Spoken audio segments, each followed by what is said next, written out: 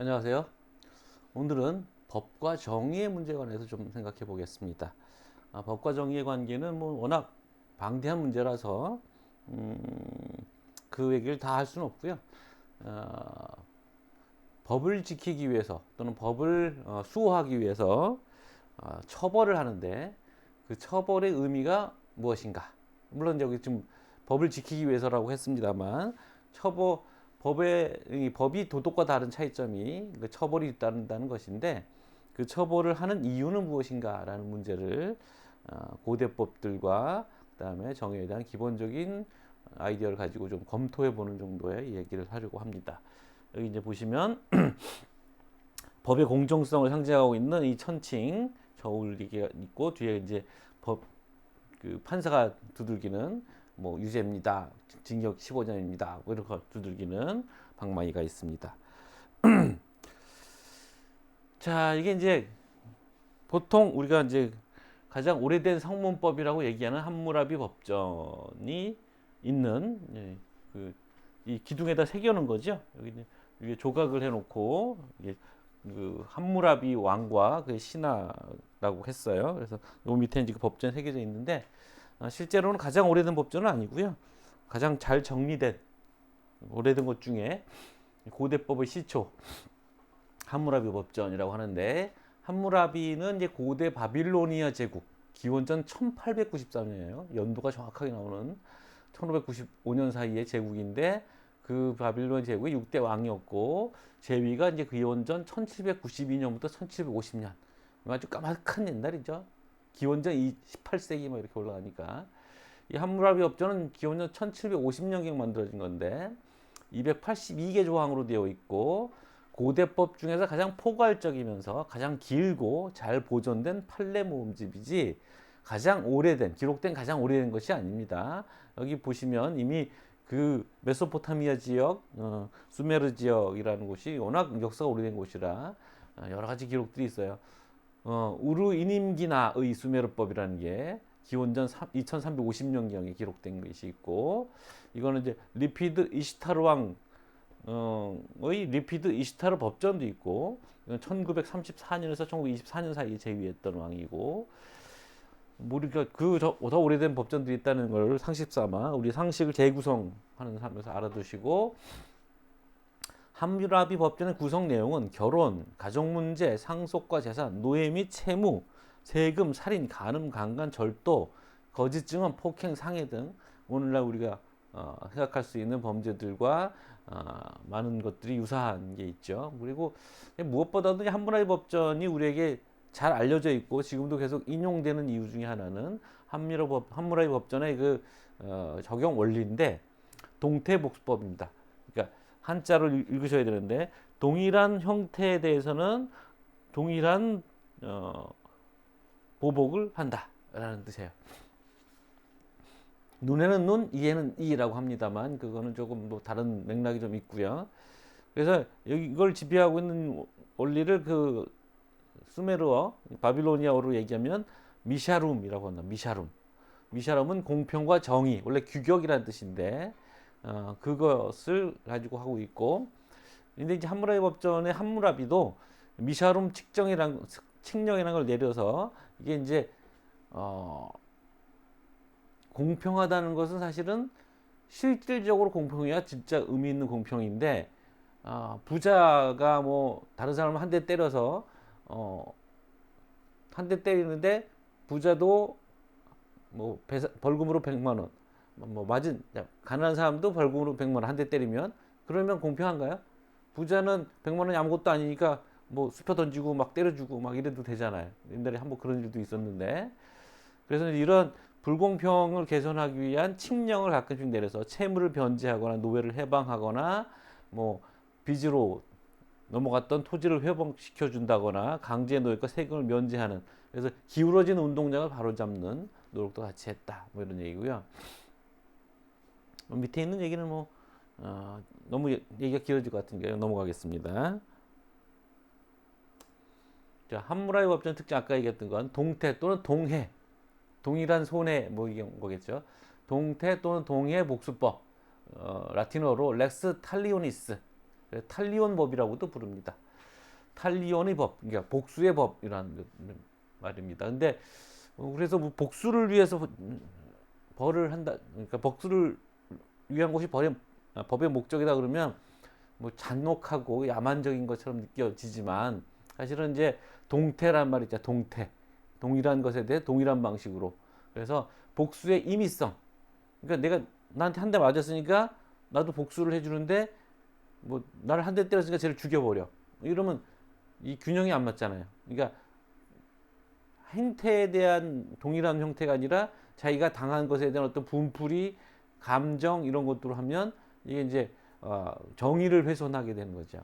그래서 복수의 임의성을 피하고 법으로 정한 기준으로 처벌한다는 의미에서 진일보된 처벌 기준인 거죠. 근데 여기서 이제 손에 남는 건 법의 처벌을 이제 복수의 관점에서 이해한다는 점이 여전히 남아 있고, 그래서 이런 식의 형벌론에서 이 함무라비 법전이 계속 인용이 되고 있는 거죠. 이런 아이디어, 복수의 관점에서 법을 또는 처벌을 이해하는 태도는 유태법, 로마법에도 나타나고 우리가 이제 얘기하는 프로타고라스 책에도 나와 있는 거죠. 예를 들어 보면 이제 로마의 12법에 보면 만일 어떤 사람이 타인의 사지를 절단하고 그와 합의하지 못하면 동태복수법이 적용될 것이다. 뭐 이런 식으로. 그러니까 근데 이거는 이제 동태복수법의 전제가 깔려 있죠. 합의를 하지 못하면.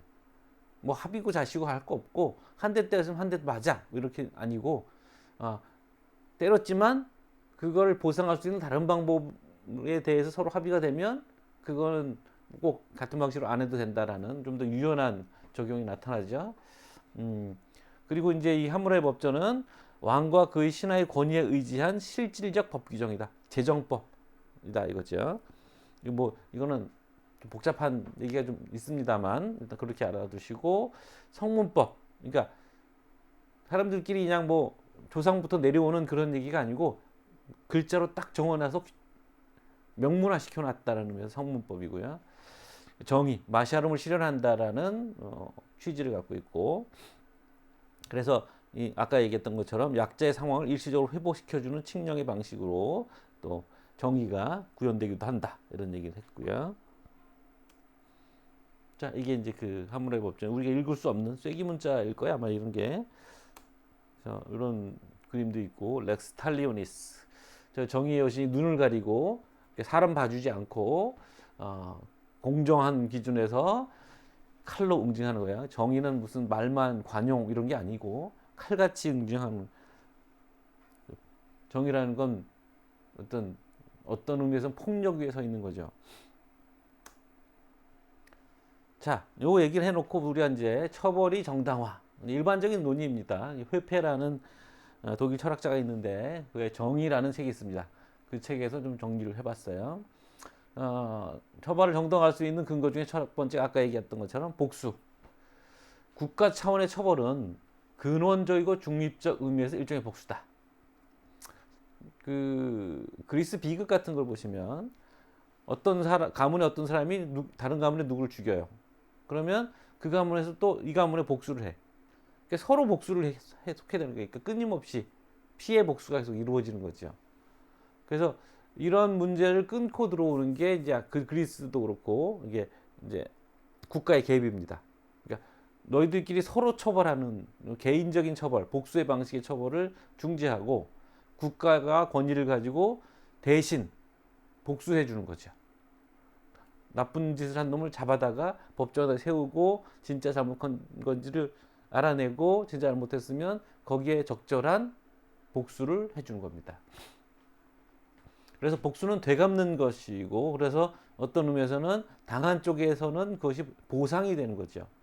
그리고 보복이 또 한편 보복인 것이고, 국가가 하더라도 그건 차이가 없는데 이 중립적 보수라는 것이 다른 차이점이죠. 그래서 죄 없는 자의 처벌, 그러니까 정치적으로 처벌하거나 이런 것들을 금지하는 것을 기본적으로 하고 있죠. 그러니까 임의적으로 처벌하거나 복수하지 않는다. 그다음에 이제 이 복수를 하는 과정에서 죄를 지면 벌을 받는다라는 걸 사람들한테 경각심을 줘서 예방을 할 수 있다라는 생각이 있는 거죠. 근데 거기에 대해서 이제 그 유명한 얘기가 있습니다. 예방의 효과는 미리 알려져 있고 잘 규정되어 있음을 전제한다. 그러니까 누가 걸려서 뭐 도둑질해서 걸렸는데 어떤 때는 뭐 물건 돌려주고 그냥 방면 끝. 어떤 때는 뭐 곤장, 어떤 때는 감옥, 어떤 때는 뭐 사형 이러면 이거 예방의 효과가 없는 거죠. 아, 내가 이 짓을 하면 이런 처벌을 받으니까 하면 안 되겠다. 뭐 또는 그 정도에 따라서 뭐 이제 조절할 수가 있겠죠. 뭐 그런 예측 가능해야만 예방의 효과를 갖는데 뭐 자기 처벌하는 사람 마음대로 하면 그런 효과가 없으니까 그 처벌의 의미가 없어진다. 뭐 이런 얘기를 형법사에서 하고 있어요. 형벌사에서 이게 유명한 라틴어로 눌룸 크리멘 눌라 포에나 시네 레게. 그러니까 어떤 범죄도 법 없이는 처벌할 수 없다. 이게 이제 법이 예방 효과를 가지려면 그래야 되는 거죠. 이게 이제 몽테스키에라든가 베카리아 같은 형벌론의 선구자들이 했던 얘기들입니다. 두 번째 이제 소극적인 방지책 또는 예방책으로서의 위협, 처벌한다는 거 아까 이제 얘기했던 그 얘기고요. 세 번째 적극적인 예방. 이건 무슨 소리냐면 죄를 짓다가 걸리면 나만 손해야. 또는 요새는 뭐 CCTV가 잘 돼 있어서 도둑질하면 금방 잡혀. 그러면 괜히 도둑질을 통해서 얻는 어떤 이득이 하나도 없으니까 도둑질 안 해. 이런 게 이제 소극적인 방지책이죠. 적극적인 예방은 법을 믿고 신뢰하고 거기에 만족하는 거죠. 법을 지키면 좋더라. 사실은 플라톤의 법률론 같은 게 그런 거거든요. 법을 지킴으로 준법적인 자가 됨으로써 행복한 삶을 살 수 있다. 그러니까 뭐 벌을 안 받아서가 아니라 그 인격이 조화로운 사회와 공존하고 뭐 그럴 수 있다고 생각하는 거거든요. 그런 식으로 이제 법에 대한 신뢰감을 무한정 갖게 되면 그 시민들의 삶이 풍요로워지는 거죠. 또 하나는 사회 내부로의 재편입, 즉 재사회화.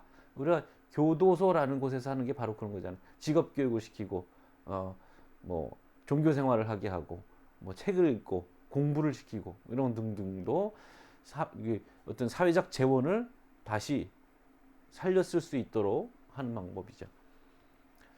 근데 이제 여기서 그 회폐가 갖고 있는 이제 회폐의 생각이에요. 그러니까 우리가 꼭 회폐의 생각을 따를 필요는 없습니다만 정리가 잘 돼 있어서 하는 겁니다. 예방으로서의 처벌이라는 것도 사실은 그 근거는 과거의 범죄를 저질렀기 때문에 그걸 처벌할 수 있는 거거든요. 그러니까 결국은 복수예요. 그래서 예방은 일종의 부수작용인 거고요. 예방의 처벌은 예상 효과가 예상 이득보다 훨씬 높아야 효과적이다. 그렇죠? 네.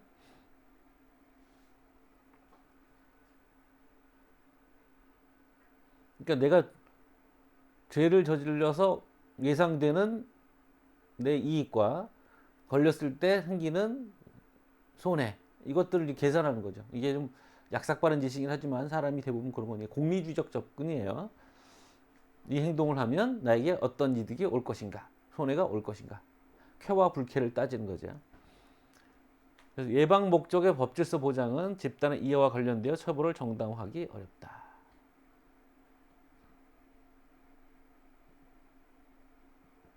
이건 넘어가겠습니다. 그다음에 범죄 자체가 갖는 법 침해와 범죄 중함을 이유로 하는 중립적 보복이 처벌을 정당한다. 그러니까 예방이 앞서면 안 된다는 뜻이에요. 그러니까 범죄 자체가 갖는 법 침해와 범죄 중함을 이유로 하는 중립적 보복 처벌을 정당한다. 예방과 치유가 보복과 상충되지는 않는다. 그렇다고 해서 예방과 치유가 보복과 상충되지는 않는다.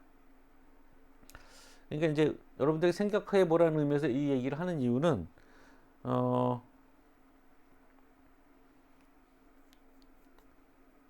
그 복수로서의 처벌과 그다음에 예방과 치유한다는 처벌이 상충하느냐 그렇지는 않을 수 있다라는 가능성 그런 것들을 좀 얘기해 보기 위해서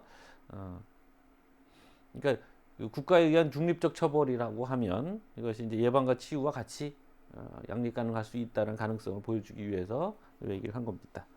일단 이 정도 얘기하겠습니다. 수고했습니다.